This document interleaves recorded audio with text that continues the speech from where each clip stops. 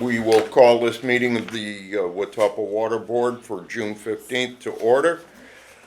Pursuant to the open meeting law, any person may make an audio or video recording of this public meeting or may transmit the meeting through any medium. Attendees are therefore advised that such recordings or transmissions are being made, whether perceived or unperceived, by those present and are deemed acknowledged and permissible. Mr. Clerk, would you call the roll, sir? Member Collins? Here. Member Ferrer? Here. President Terrio? Here. Item number 1 on the agenda is citizen input. I see no citizen input. We'll move to item number 2 on the agenda, the minutes of the previous meeting. If we want to take a moment to review that. And upon review, the chair would entertain a motion to accept the minutes as presented. So moved. Second. All in favor? Aye. Item number 3, proposed leak abatements. The following abatements received per the leak abatement policy. Mr. Clerk, is there anything? No, everything, pretty standard, Pretty standard? Yeah, pretty standard abatements, most of them. There were 2 denials within this packet. We're Yeah. still catching up from, some of them, 21, 22s, but this should close out any 21s and gets us about 3/4 of the way through, any 22s that were outstanding, so, we're starting to catch up in that sense. So, Excellent. Any questions?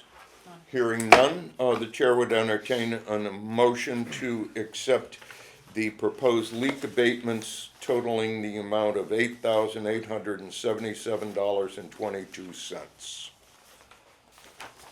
So moved. Second. All in favor? Aye. Aye. We're moving right along, unlike the sewer commission. We're late. Item number 4, Diamond High School proposal for a right-of-way license tabled from the April 4th meeting. Mr. Clerk.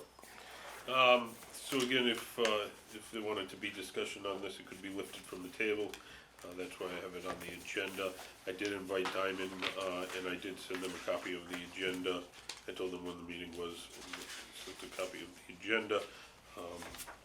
If they wanted to be here to answer any questions, but if you wanted to leave it tabled, you could, or if you wanted to have discussion, you can lift it from the table. In your discussions with Diamond, Commissioner Collins had a very good question regarding transportation of an injured player while over at Talbot.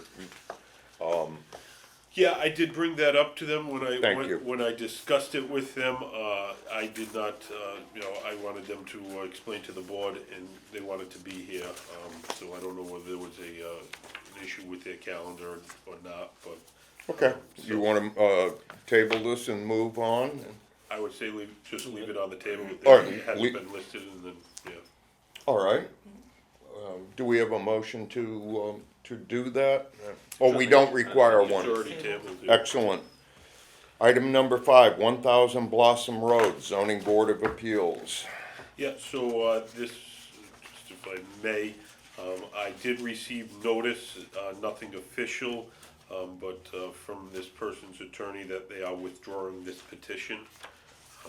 So again, I wouldn't say that there would be any action needed. They're gonna be withdrawing their zoning board of appeals application. So, moving along.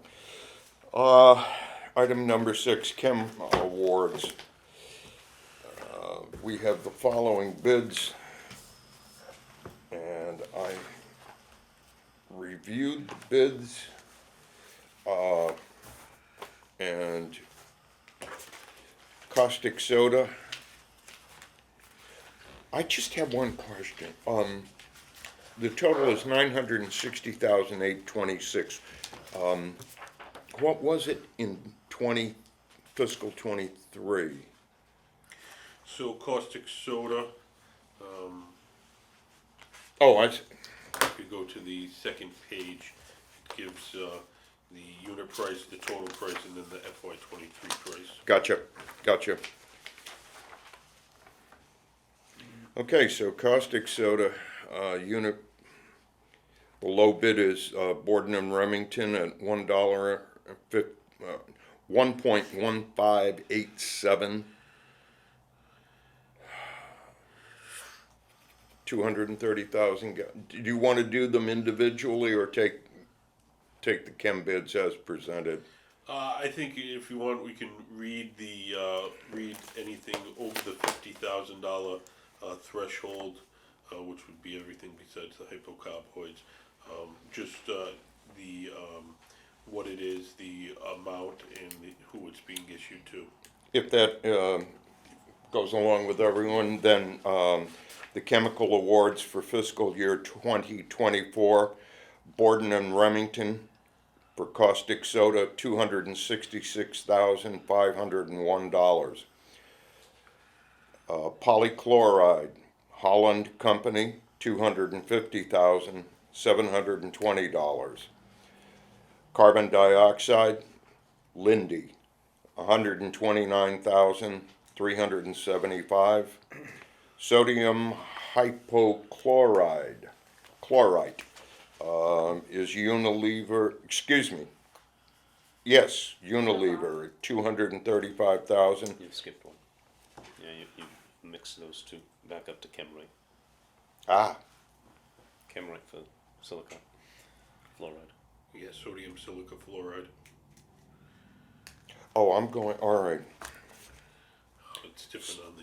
Yeah, Oh, you know it's what on- it it's is, on a I was different coming page. off of, I'm sorry. Yeah. no, I was reading the total sheet and should read this one. Okay, so, silica fluoride, Chemlite, 75 pounds, $79,050. Hypochlorite is Univar Solutions, 110,000 gallons, $235,180. And hypocarboys, 1,200 gallons, $5,136. Harcos. I apologize. I was coming off the front page and not the. Okay. Wright Pierce Asset Management Systems Amendment 2 in the amount of $205,000. Mr. Clerk, Do we want to vote on the chemicals? Should.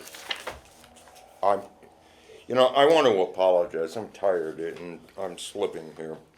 Okay, so we have a proposal to accept the chemical bids in the total amount of $960,826. Do we have a motion? So moved. Second. Second. All in favor? Aye. Aye. Sorry about that. So just one thing I want to note about the chemicals, as you know, the chemicals, we've had multiple discussions through the budget time with chemicals. Chemicals as bid is above what we budgeted within the upcoming FY '24 year. We ran into the same problem within the FY '23. Back in December, when I'm working with my projections, I project out what I see coming, but when we bid them out, they were higher. We were about 150,000 above what we budgeted. So this year in FY '23, we were able to make up a difference that was required within some savings within other line items within the budget. My hope is that within FY '24 we'll be able to do the same. If we are not able to make up differences within the line items, then I would expect to have to come back to the water board as well as the council to transfer free cash. Since FY '21, chemical cost has over doubled. So we're talking a 3-year, 4-year escalation of doubling of cost. So again, it's just something that we're dealing with on both the water and the sewer aspect of the work. Wow. I just wanna let the board know that, so as the year goes on, if transfers are needed, you're aware of why they are needed. Thank you. Item number 7, Wright Pierce Asset Management System, Amendment 2, in the amount of $205,000. Mr. Clark. Excellent, thank you very much. So, this is, an asset management system and GIS implementation. As, some of, the board members know, we've been working, over the past couple of years, on updating all of our asset management, work order management, GIS. We've been very lucky that, through the SRF program and the Mass Clean Water Trust, there's currently a grant program, for this. We've done roughly about $600,000 worth of work so far, with about $150,000 in loans that we have to pay back. This is a continuation of that. Our grant amount for this project is $150,000. Our loan at the end will be about $55,000. We'll do about $45,000 of in-kind services. This one, as it stands, this will really work a lot on our water distribution system mapping.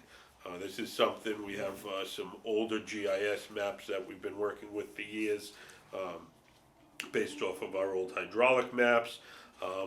We've been working over the past couple of years of getting out there GPS and all the water boxes. This will continue GPS and curb stops, and really update all of our geodatabase and all of the GIS, so that we have a really good water distribution mapping system in there. It'll continue the use of utility cloud software, which is the CMMS program, an asset management program that we're using. It'll continue out the implementation, so that's working with all of our staff. It's been fully rolled out within the water maintenance division. We're probably about 20 to 30% rolled out within the water treatment division, and we're continuing to roll it out throughout the wastewater and stormwater divisions as well. This would get us off Fulcrum completely. Yeah. By the end of this year, my hope is that we're fully off Fulcrum, which is the first system that we used, which was an excellent system, served its purpose, got the guys used to technology. They're doing well with that, though. I've had several interactions with the foreman out in the field, and they were really adept at going through their tablets. That was very impressive. Without a doubt. So, to keep this thing rolling, we've been able to support these functions in-house with our GIS asset management manager, as well as the coordinator that we have. The position's open right now. The one that we had in the place in the past was excellent, but he moved on, so we do have an open position for GIS asset management staff member. It's been moving good. The program's been working good. The guys like it, which is the biggest thing. They do like it. Are there any questions? No questions? Chair to entertain a motion to accept the amendment to the amendment number 2 in the amount of $205,000. Motion made. Second. All in favor? Aye. Aye. Thank you. At long last, we come to Woodward and Curran. Sorry about the delay. Outstanding. So, One yep. item before you. One item we're gonna ratify. We're not there yet. Oh, see? He is Woodward and Curran, so, so just, in front of you is a ratification of the construction management resident inspection, contract for our lead service replacement program. This is my fault, I should have had this at the board, at the last meeting, but did not make the agenda, and was overlooked by me. Due to our time constraints on the construction project, we needed to get, the contractor going, which they are, as well as the construction management oversight. So this is for Woodward and Curran, to, provide the construction management services oversight. It's in the amount of $480,000. This is funded through, the SRF program, through the, phase 22 lead service replacement phase, also known as phase 1 of the current lead service replacement program. Again, this is a ratification. The contract is in place. If this board does not approve it, then they would be paid for any services rendered, and that would go through the termination clause. Well, we certainly do not want any delays in our lead service program, so it would be my recommendation that the board approve the lead service line replacement construction. I'm looking for lead service line replacement program construction administration to Woodward and Curran in the amount of $480,000. Chair would entertain a motion. Second. All in favor? Aye. Aye, thank you. And going forward, item number 9, Woodward and Curran South Watuppa Pond Water Quality Restoration Program, public presentation and update. I Sir, think I jumped earlier than the last time, so now I'm a little gun shy. Excellent, thank you. We have Scott Medeiros here from Woodward and Curran. They've been our consultant on the clean water project in the South Watuppa Pond so far to date. He wants to do a presentation on where we are, where we've been, where we are, and where we're going, and what we're doing with some of the MVP, the Municipal Vulnerability Preparedness Grant funds that we've received. So, Scott, Is thank it you. better if I'm way over there, or am I good? Okay. Thanks for having us, Scott Medeiros, Woodward and Curran. I'll steal one selfish second and say how excited we are to be helping with the lead service line, which you just talked about. Happy to be part of that process and improving the situation for all the residents in the city. So the South Watuppa Pond Water Quality Restoration Program is an important one. We've been working on it for about almost, I'd say, 3 years or so now since we first started. Olga, is it something I can click on, or is that you trying to operate it from there? Trying to find the mouse again. It ran away. There it is. Okay. Okay. This is one that you've been struggling with as your backup, not only a emergency water supply, but is also a recreational asset in the city. We have a whole litany of project partners here that you can see.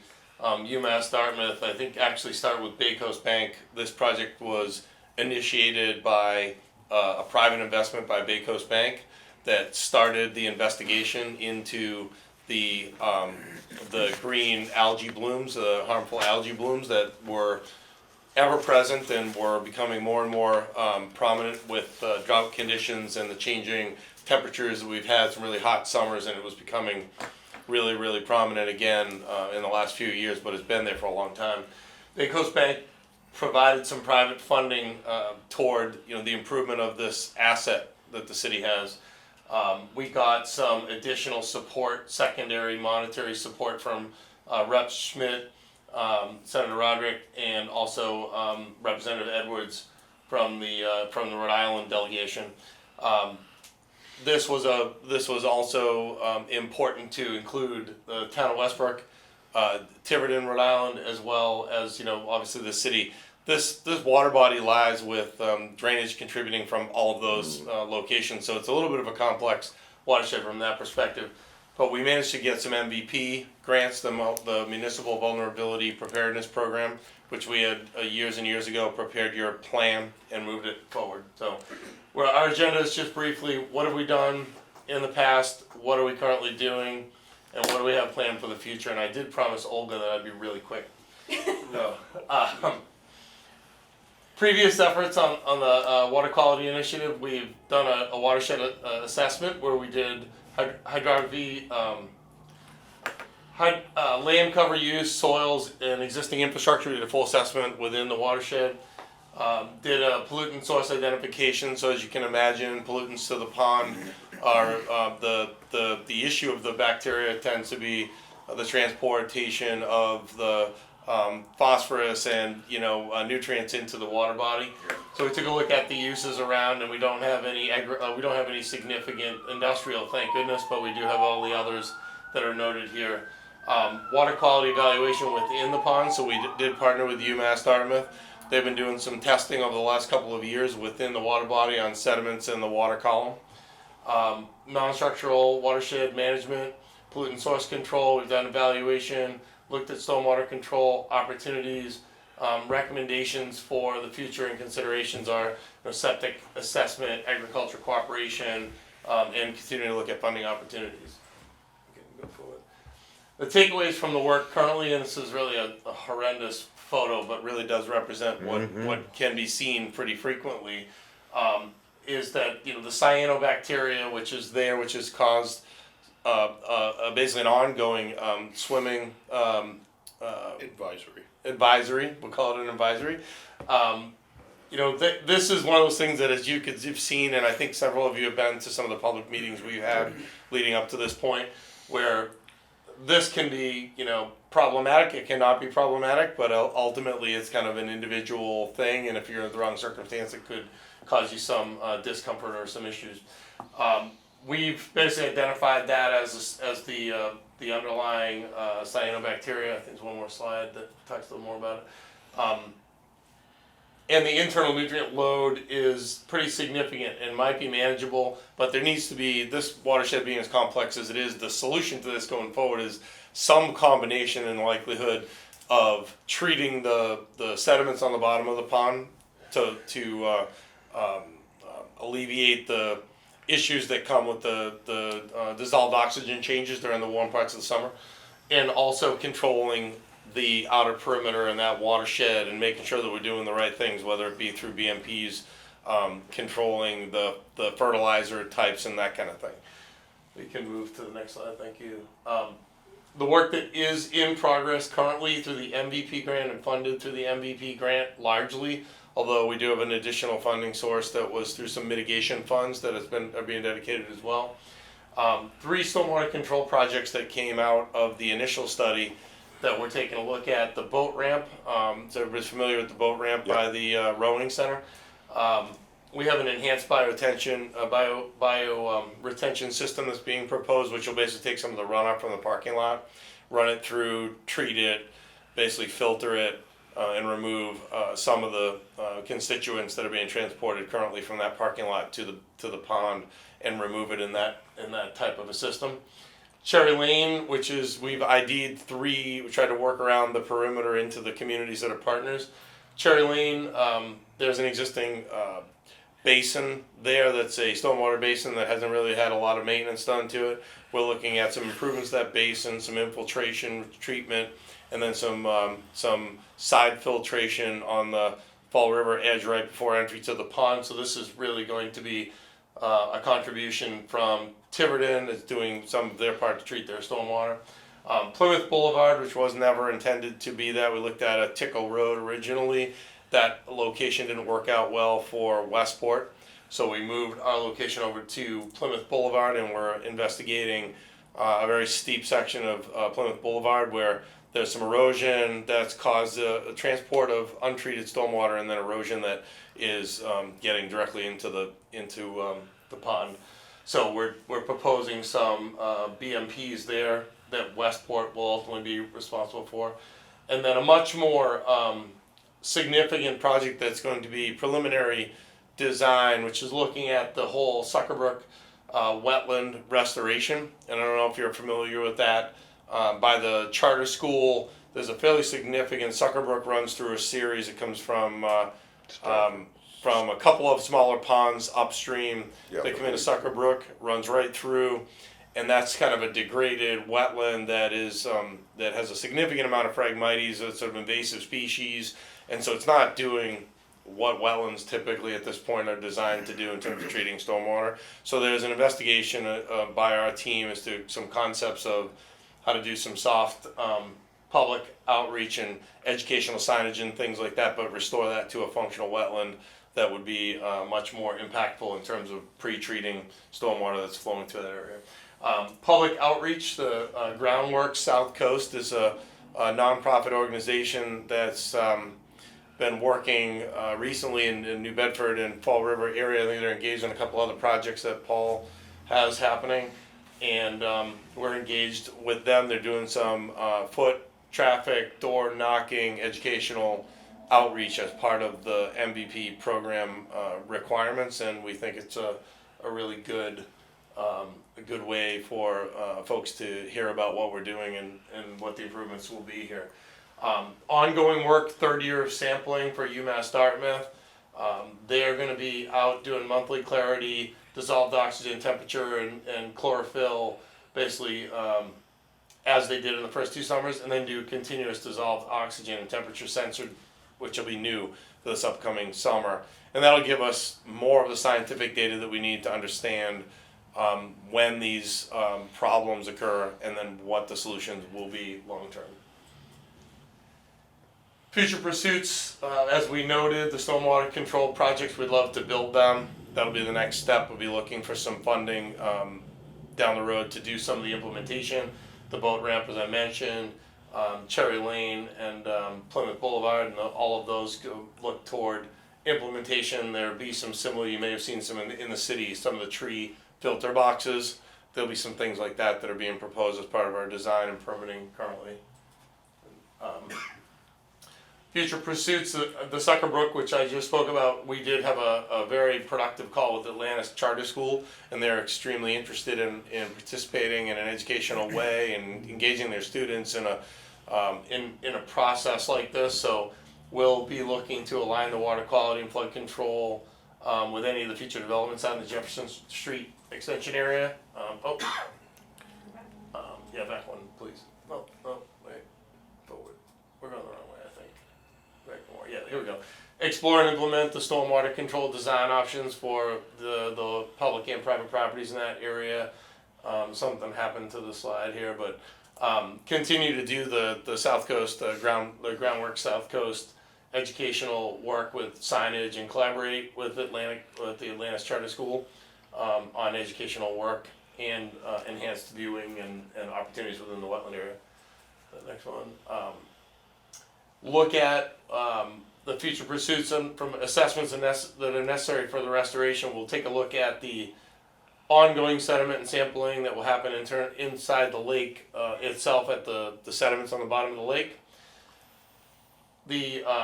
Look at the interceptor drain, so on the Fall River edge of the more urban side of the pond, there's an interceptor there, so we'll be looking at the interceptor and doing some more investigation there to see what the nutrient load might be from that location. So there may be a treatment that can happen at that location, and I think it's important to continue to look at the illicit discharge, the IDDE discharge and elimination for any leaky sewer mains that might be in the area that could contribute here, but also continue to review local policies and procedures that engage and ensure the stormwater quality continues to be at the forefront.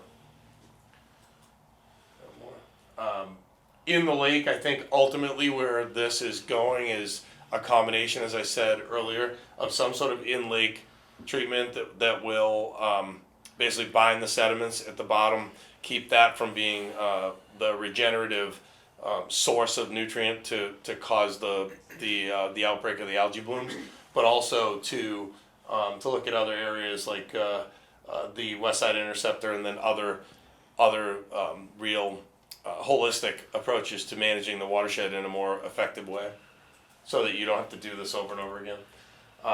Advancing the stormwater drainage system mapping in all 3 communities, so we continue to chase. So I think you guys have a really nice handle in the city, but Westport and Tiverton don't have such a great handle on their mapping, so we've been talking to them about hoping that we'll get that mapping caught up at some point.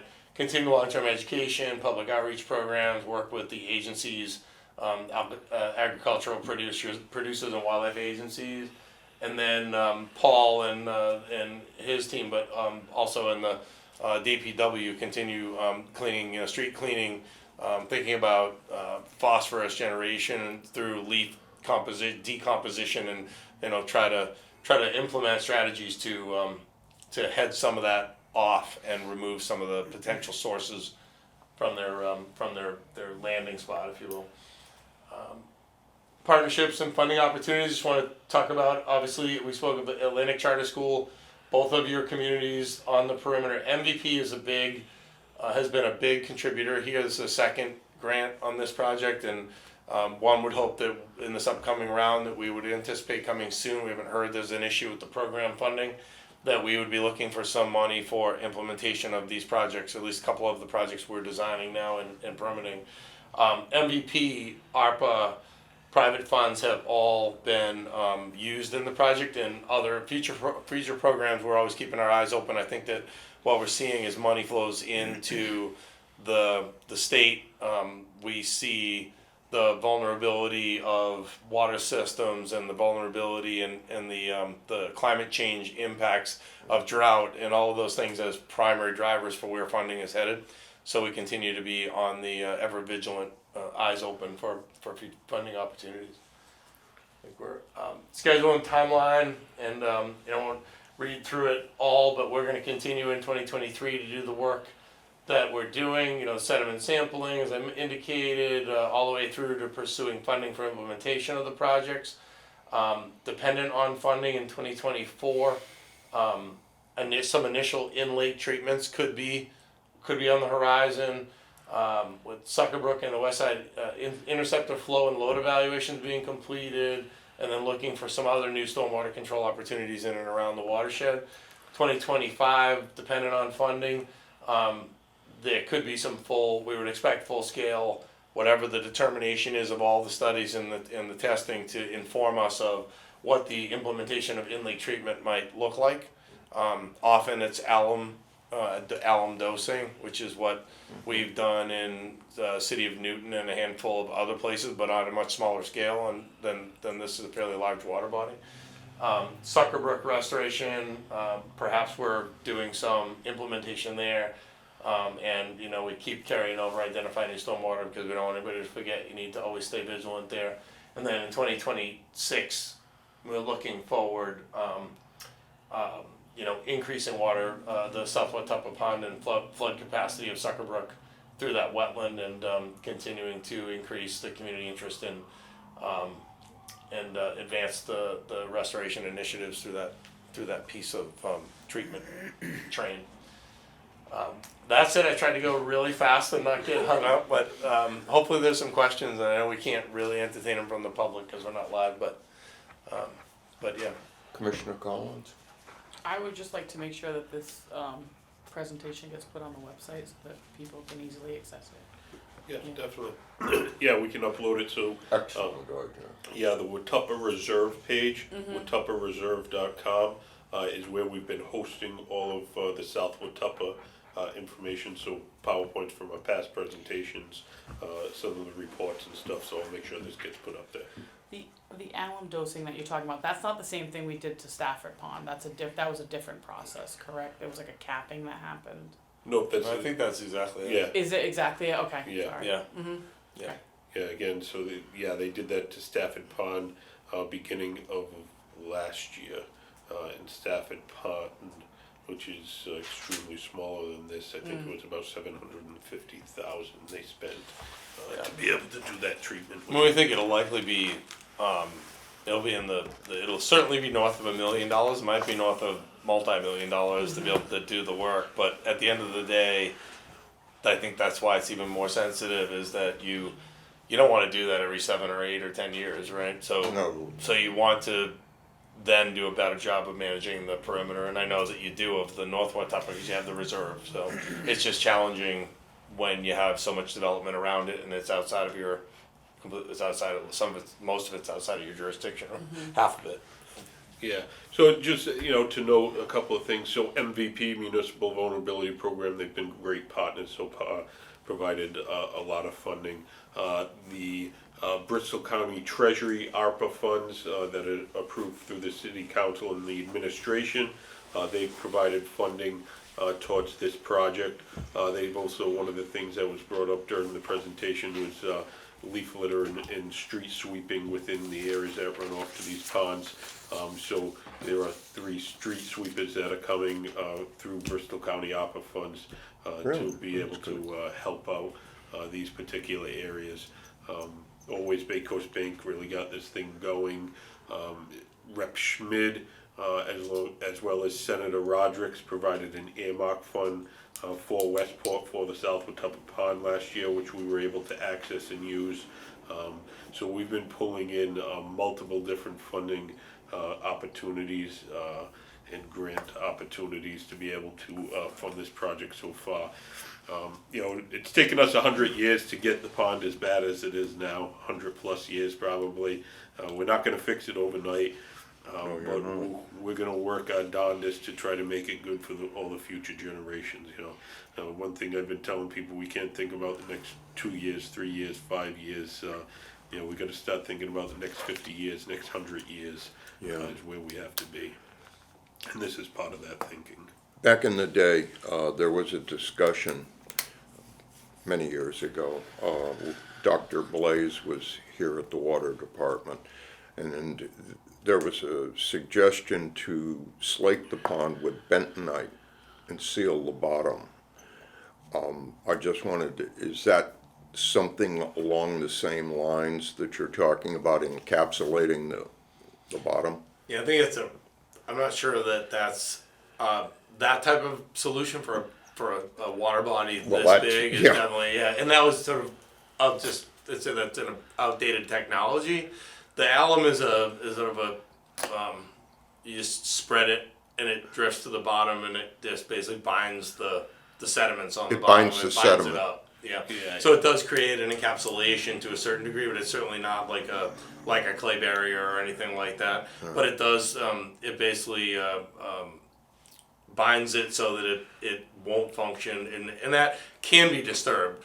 So there are some challenges. You certainly need to know what the depths are, and if there are really shallow areas and you have sort of boats or recreational that might disturb it, then it's not particularly helpful. And there are a lot of other types of things out there, and I think Paul and I have been at several conferences, and we've worked I mean, the one that's proven is alum dosing at Yeah. this point, but there are challenges to some of the areas, and there's some new technologies that are being evaluated in pilots all the time, where they have some floating buoyed scenarios, and they're run off solar, and they're actually sending out like sonar, like a really low sonar, and that's doing some magic in there, Yeah. and it's basically keeping that from Yeah. affecting it affects the ability of the water column to establish what it needs to establish from a chemical perspective to promote the algae bloom, or it just keeps everything to the bottom. Yeah. So there's some interesting technology out there, but we're way ahead of that being proven and being part of it. Well, that might be something that you might look at in a real shallow corner that's getting algae blooms and say, well, let's kind of maybe pilot something, but it's a little too early to say where it Yeah. might go. But When you mention the interceptors, we have 2, as you know. What were you thinking about with the interceptor? Because both of them receive road runoff. yeah, and we're just thinking that, you know, we don't have a lot of good data on what the water quality is coming from the interceptor. So we've looked at length at some areas. We have a number of consultants working in the city, and I know that the CSO related work, we've been working with CDM on getting data on the CSO and trying to get your mapping on the sewer sides straightened out so we know what's what. So we're going to be doing a little more detailed work this year on the interceptor to understand what that water quality is. There is the possibility you could have an alum dosing like portal at the inlet that treats the stormwater before it ever goes into the basin, that would take that and make some of that sediment being transported inert. But there are lots of things you could do, and there are lots of things up in the watershed. So we don't know exactly, but we're looking at it. Which reminds me, when you say a point of contact with some dosing, the old timers used to put bags of lime in the feeder streams. Yeah. And, Let them just sort of you just Filter out. let it wear down, and it, and throw some Adjusted. more in when it's gone. yes, it did. And so, that's very interesting. It's a heck of a great project. It's a lovely body of water. It It's, is. Yeah. For sure. Without a doubt, and one of the things, so nowadays, back in the day, they used to hang the bag of lime and. yeah, they it really works. did. They'd throw them in. Nowadays with permitting and everything like that, that's changed a lot. So we really need to go through, some people might say, well, why are you doing all this studying? Why are you spending all this money looking at this stuff? Just go fix the problem. To be able to go through the permitting process and everything with Mass DEP and all the other agencies that are involved, we need, they're looking for at least 3 years of data within the pond. So we're getting to that point, and that's one of the reasons that we really need, this year, we needed last year, we need this coming year to be able to get those 3 years of data. Permitting nowadays is a lot different than it used to be, so that's one of the reasons that we're still, some people might say, oh, you're studying this thing forever, but no, we need this data to be able to prove why we're gonna do what we're gonna do. It's, many of the dwellings along the pond periphery were never sewered. They still aren't. Right. Right? So, exactly, you need a really good database. Well, and honestly, some of that is the watershed management that we spoke about. There's some agricultural areas, and so there's some things that can be done there. You clearly could have some sewer expansion potentially, depending on where it makes sense, and that would remove some of the potential contribution from septic systems that are around the lake. There are a lot of things that can be done in the watershed to manage it going forward. So. Very interesting. Any questions? I don't believe so. No, I don't think we need a vote on this. We can just move right along. Thank you very much. Thank you very much. It was very informative. Thank Item number 10 is other potential matters, and start is Diamond Geothermal update. Yeah, so I wanted to come back to the board. At the last meeting, we discussed Diamond with their new building. They were discussing, they were going to install a geothermal heating system. I've had multiple discussions with them. They've saw the discussion at the last water board meeting. They have since moved on from the geothermal heating system Wonderful. and opting to use a different system. This is what I've been told.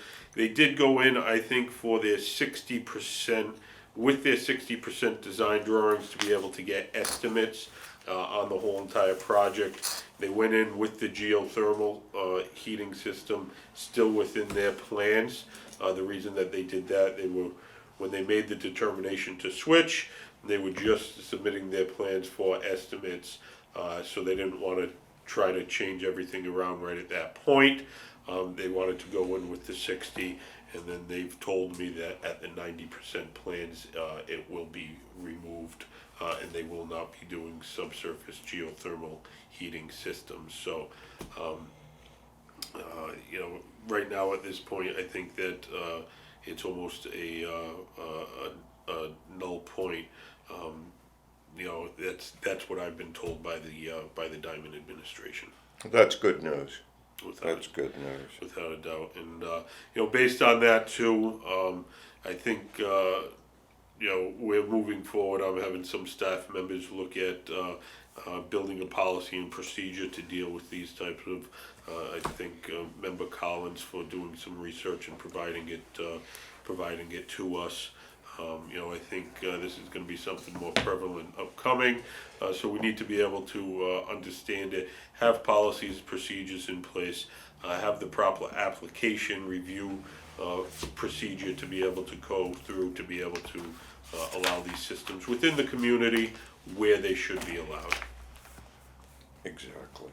Exactly. I really greatly appreciated the input that I got from Commissioner Collins and others.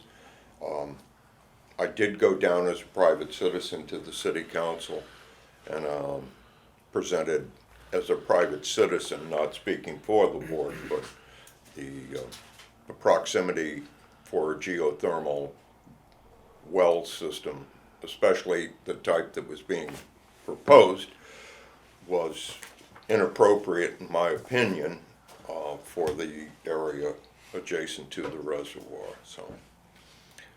Having no further business to come before the board, Chair would entertain a motion to adjourn. So moved. Second. All in favor? Aye. Aye.